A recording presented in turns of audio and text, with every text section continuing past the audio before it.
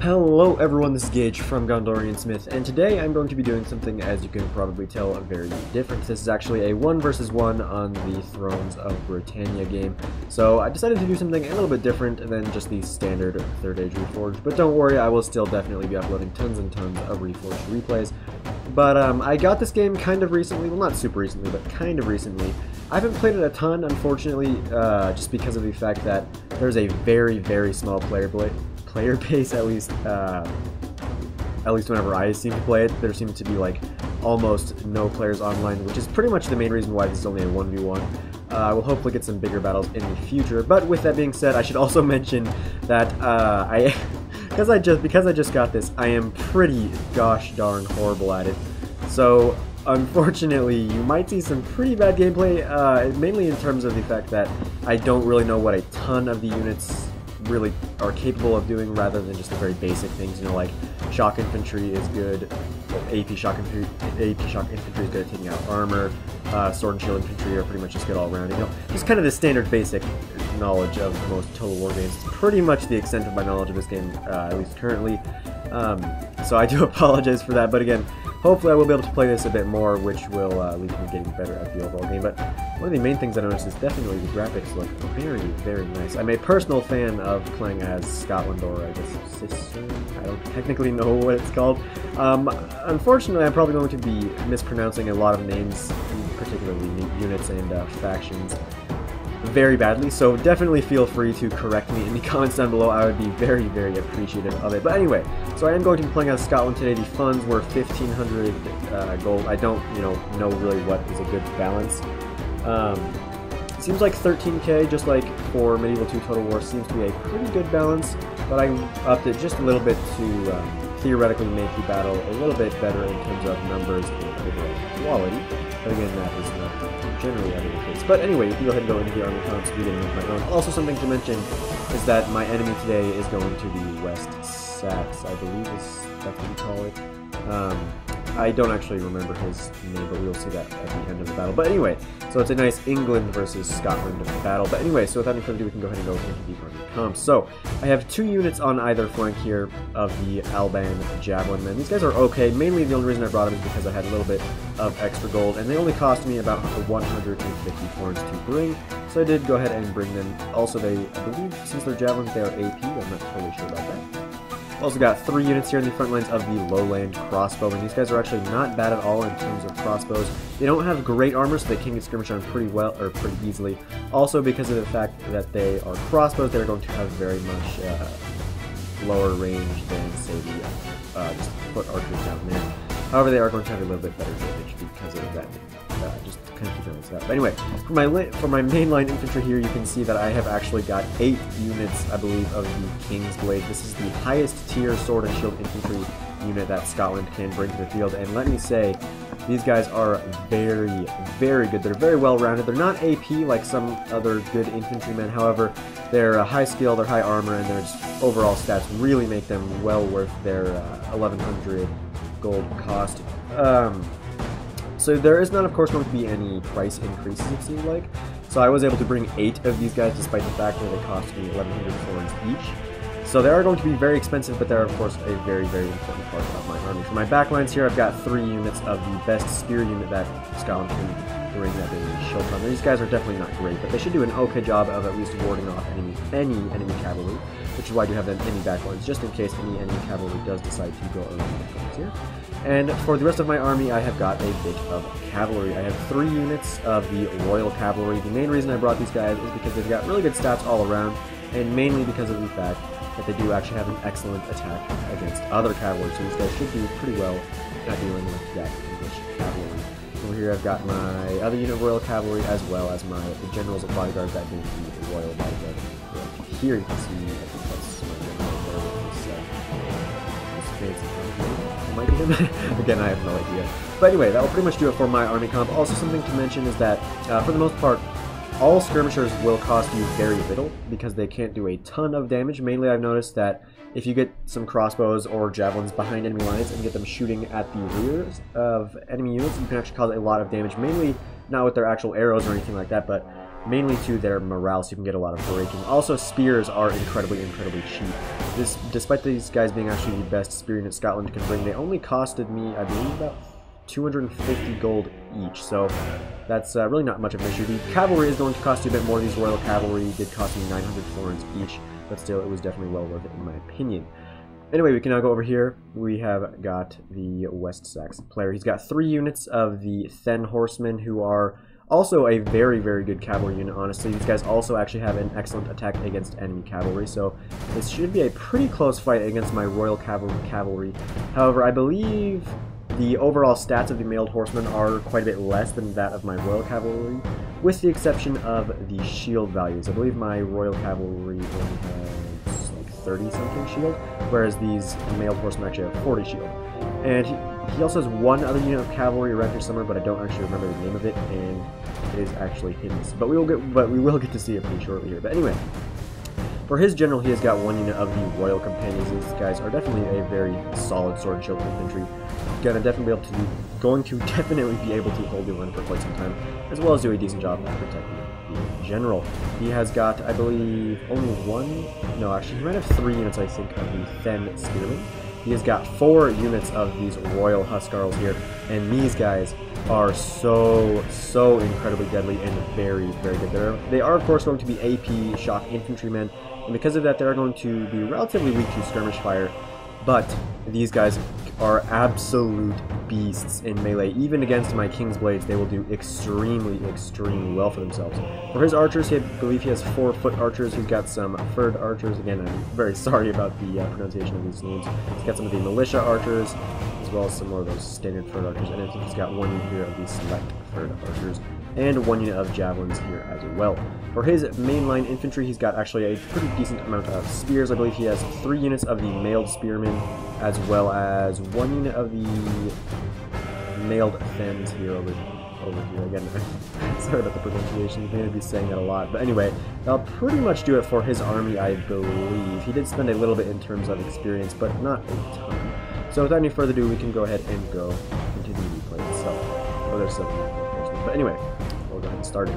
So right away, seeing that I am pretty much out of position to really face my enemy down, I'm going to be moving my entire army forward here to kind of actually stand and face him. And I did notice that he's really got all of his cavalry focused on just this one area. And if I'm able to take out his cavalry early, that could be very good for me. I mean, he does have a lot of spears, but as long as I get my King's Blades in amongst the spears pretty quickly, I should be able to pretty much run amok as much as I really want to with my cavalry. If, of course, that is only if I'm able to take out his own cavalry here. And that will be a pretty close fight, honestly, because it's 4 units versus 4 units. However, I will have to put my general at risk over here in this cavalry engagement. And just like my own cavalry, these mailed horsemen do have bonuses against cavalry. So it'll be a very interesting fight here. Here you can see that West Saxe is kind of moving forward here with his whole army. I was actually a little bit worried that he was going to try to attack me right away, but he actually did not decide to do that. But yeah, looks like he was going to try to get a charge off of my skirmishers, but instead is going to think twice as he saw my spears approaching, as well as my own cavalry right there to protect me. Honestly, it probably wouldn't be a bad idea to charge headlong into my King's Blades, just because of the fact that they're not spears. However, I do have my own spearmen as well as my skirmishers just in behind here, so I would definitely be able to take out a lot of his cav. I'm just going to move around here with my Royal Cavalry a little bit. I wish I could get rid of this. This is my first ever time doing this, so I don't actually know quite how the replays work in this game. I definitely want to learn in the future, so I do apologize if you're just absolutely cringing on how horrible this is. But anyway, I'm going to rush in here now with all 3 units of my Royal Cavalry. He's going to counter-charge here with his own Then Horsemen and his Mailed Horsemen, and this is just going to be a real nasty fight. You can see I'm pretty much have been able to completely surround all of his 4 units of cavalry with my own. I've got my general in here. However, yeah, you can see my general's under attack now, but because of that, I'm going to have to be very careful of losing my general, because in this game, the morale is very low, honestly. It's so low. There's so much routing a lot of the times, which, honestly is a little bit unfortunate sometimes. I don't like it when units rout like crazy fast. I do enjoy actually a pretty good fight, honestly. But anyway, I did notice that he's not going to pull out with his cavalry, despite the fact that some of them are actually shaken. Actually, there goes one unit right there. So I did decide to go ahead and bring forward 2 units here of my Shieldtron Spears, because again, he decided to not pull out with his cavalry. So with my own cavalry as well as some spears in here, this is pretty much going to mean the end of his own cavalry. You can see 2 more units of his horsemen routing. It's only got 1 unit left. It's down to, what, 21? So just like that, his cavalry has pretty much been taken out. I am going to give chase with my own cavalry, just because of the fact that even though there is a lot of routing, they will actually return to the fight, even if they are pretty low in number. Like you can see, there's only 12 here, but all of them have actually returned to the fight anyway. So I'm going to give chase here with my own cavalry. My Shieldtron Spearmen leaving there, because I decided, you know, spears aren't going to be the greatest for running down enemy cavalry. So I'm just going to give chase with my standard cav. I did take a number of losses, but honestly, I definitely think it was worth it considering I took out all of his cavalry, with the exception of these 12, it looks like. Oh, they routed. So that will pretty much be the end of their units there. And we can see his formation he's got. Looks like all of his Huskarls are here on the flank, which this concentrated is going to be very difficult to take out with, but it also, of course, presents a very nice target for all of my crossbows and javelins. Of course, I will have to be very careful of his own archers, who will be able to far outrange mine. Okay, he's got a lot of mailed spears. They're tier 3. He's got some Earl's spearmen in there. I think he's only got 1 unit of standard sword and shield infantry. Yeah, right there. And back here, he has got his another unit of spears and his royal companions. Yeah, I'm still just giving chase with my cavalry here. So just like that, the West Saxe cavalry has been defeated. And at this point, I'm just kind of trying to decide what to do.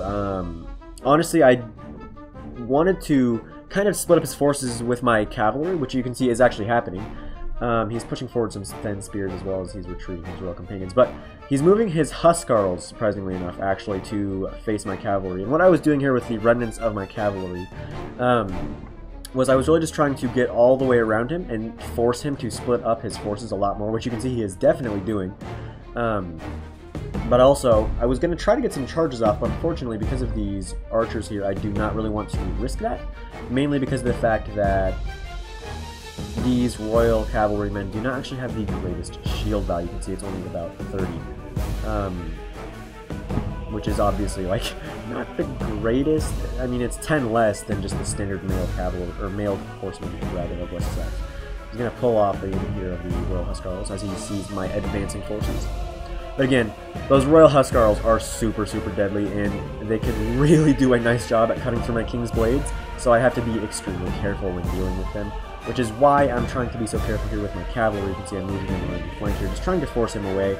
I'm going to take a few volleys from his foot archers, but not going to cause too much damage, thankfully. Yeah, you can see he's really thinning his lines here. He's just trying to keep my cavalry at bay, but unfortunately, that is going to lead to some problems later on in the battle.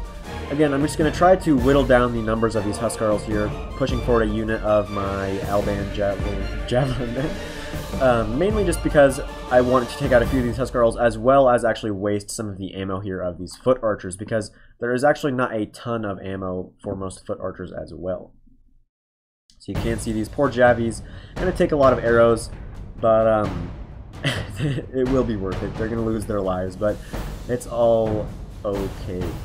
I mean, not okay for them, but overall I'm happy with the fact that he's wasting so much ammo on just this unit of like 150 gold Javies. And I mean, they're doing an okay job, I guess. Oh, actually, whoa, what the hell? Oh, I love that animation, just the dude just crouching there with a javelin in his chest. But yeah, surprisingly enough, the Javi's able to take out about 15 there of those Royal Huskarls. Going to take out a few more as well. Doing a very good job there. Oh, yes. Very cost-effective anyway. They're wavering, though, because of the incoming arrow fire, as well as the fact that these Huskarls are giving chase. But honestly, taking out 19 of those Huskarls for a unit that only costs 150 is a trade I would take regularly, as more and more of those Huskarls go down. But the Javies are going to rout. However, they will return, I believe, later on. battle. You can see he's really splitting up his force here. He's really not wanting to cause his troops to take any charges in the rear, mainly because of the fact that cavalry in this game is extremely deadly, especially when charging in the rear, just like pretty much any cavalry in this game. But you can see that I have decided that his forces are split up enough to begin my assault with my infantry. So you can see the blue and white and silver men of Scotland rushing forward here to fight against the English, or rather the West Saxons. Javelins once again going to rout. I've got my general back there now, not with the rest of my cav. I don't want to risk him any more than I have to. Yeah, my crossbows are coming forward now. I've got some javelins going to throw out these spears. He's actually got his own javelins rushing forward as well, so I'm going to go ahead and try to chase them down with my King's Blades real quick here, before they cause any damage, or before they cause too much damage, rather. And here we begin the glorious melee engagement. Really excited for this, mainly because I just love how good these King's Blades are. They're very expensive. You know, I mean, 1,100 florins or gold per unit. But definitely worth it in my opinion. We're gonna get a nice charge here. Obviously leather. And here we've got my King's Blades rushing into combat here against the Earl's Spearmen. These spears, of course, are going to hold for a pretty decent amount of time. However, against the King's Blades, they're really not going to do too hot. And again, I've got 8 units of these guys, so I can pretty much spread out these King's Blades across the entire battle line, honestly. You can see I've got them concentrated pretty heavily here in the center, just going to try to break through as quickly as possible.